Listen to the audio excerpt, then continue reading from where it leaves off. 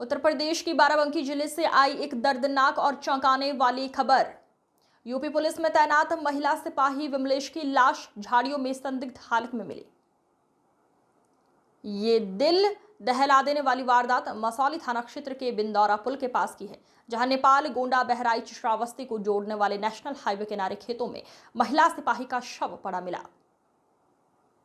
हत्या की आशंका ने पूरे इलाके में सनसनी फैला दी है। आईजी अयोध्या रेंज प्रवीण कुमार और एसपी अर्पित विजयवर्गीय मौके पर पहुंचे। फॉरेंसिक टीम और भारी पुलिस बल के साथ जांच जारी है। देखिए, इसको घटनास्थल का निरीक्षण किया गया। फॉरेंसिक साइंस के हिसाब से जो फॉरेंसिक एविडेंस है वो कलेक्ट किए गए हैं और उस बेसिस पर खास तौर से जो हमारे डिफरेंट फुटेजेस और सारी चीज़ें वो भी हम लोग इसको ले रहे हैं। चीज़ें निकल के आई हैं कि अपने एक साथी आरक्षी के साथ में इनका संवाद था, के साथ मिलना जुलना था। उस बेसिस पर एक मुकदमा भी बलात्कार का लिखवाया था। उसके बाद 164 के स्टेटमेंट में ये आया कि हमने कोर्ट मैरिज कर ली है, लिहाजा इसको इस पर हम आगे फर्दर कोई कार्रवाई नहीं करते हैं। उस बेसिस पर जो हमारे पास इम्पोर्टेंट कुछ और एविडेंस है, पुलिस इस पर काम कर रही है और प्रथम दृष्टया ये किसी खास मोटिव से किया जाने वाला मर्डर प्रतीत हो रहा है। बाकी जो फॉरेंसिक साइंस के हिसाब से कोई और वैसे जाहिदा चोट इस तरह की नहीं दिख रही है कि किसी और चीज़ को बल हुई है।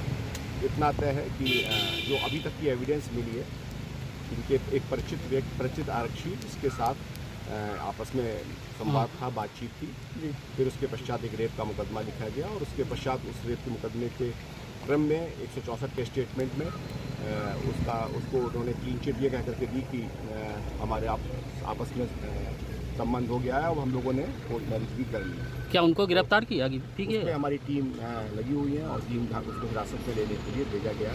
वो इस समय फिलहाल एब्सकॉन्डिंग कंडीशन में है और बहुत जल्दी उसकी गिरफ्तारी या बहुत जल्दी उसको हिरासत में लेकर पूछताछ करेंगे और जो सुसंगत साक्ष्य उसके विरुद्ध कठोर करता है। सर, इनकी बॉडी यहाँ पे मिली है तो क्या इनकी तैनाती क्या महादेवा वगैरह क्या कहते हैं इस तरह से जानकारी? ये एक विशिष्ट ड्यूटी जैसी पूरी जनपद में चलती है, उसमें इनकी लगी हुई थी और उस बेसिस पर हम लोग डिटेल इन्वेस्टिगेशन कर रहे हैं। मैंने आपको पूरी सर्कमस्टांसेस सारी चीज़ें बताई हैं। तो इस तरह की सिनारियो प्रथम दृष्टया कोई रेप की बात या कोई ऐसी बात नहीं समझ में आ रही है। हाँ, कोई एक मोटिवेटेड ये क्राइम है जिसको देखने से लग रहा है और कुछ ऐसे साक्ष्य मिल रहे हैं जिस पर प्रथम दृष्टया ऐसी बातें समझ में आ रही हैं। हम लोग इन फर्दर इन्वेस्टिगेशन करेंगे और सभी साक्ष्यों को समेकित रूप से प्रस्तुत करके